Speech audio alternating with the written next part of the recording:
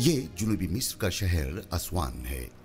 यहाँ फिला टेम्पल सयाहों की दिलचस्पी का मरकज है। ये टेम्पल फिरौन के दौर में तामीर किया गया था, जो उन्होंने मैसेडोनिया और रोमन हमला आवरों के खिलाफ किले के तौर पर बनाया था।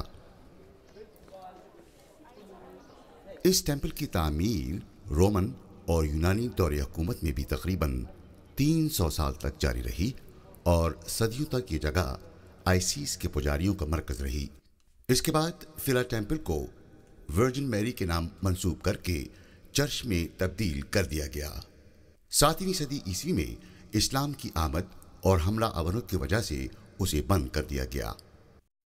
1902 में बरतानिया ने असवान लो डैम मुकम्मल किया, जिसकी वजह से बहुत से कदीम मकामात ज़ेरे आब आ गए, जिनमें एक फिला टेम्पल भी शामिल था।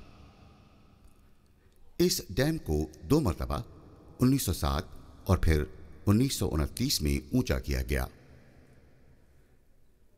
इस टेम्पल का आधा हिस्सा कई सालों तक ज़ेरे आब रहा, जिसकी वजह से नील के पानी ने इस पर कसाफत की एक हल्की सी तह चढ़ा दी थी।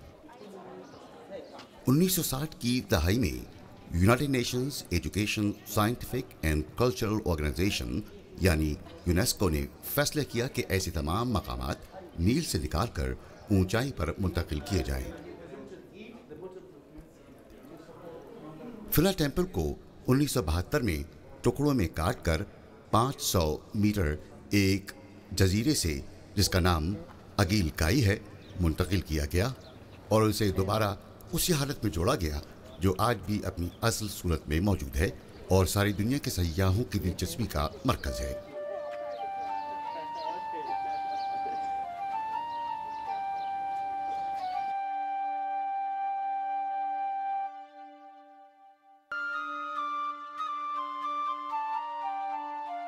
जनूबी मिस्र का सफर बहुत थका देने वाला था।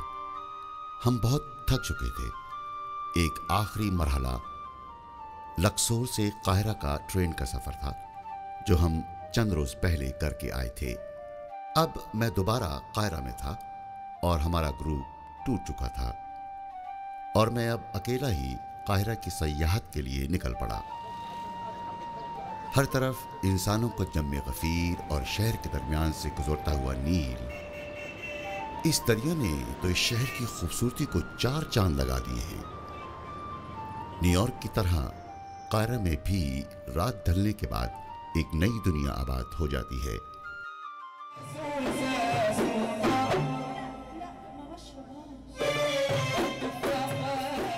ये दरिया नील के अंदर चलने वाले क्रूज शिप्स हैं, जो सैकड़ों कंपनियां रात छा जाने के बाद अपने जहाज दरिया नील की तरफ रवाना कर देती हैं।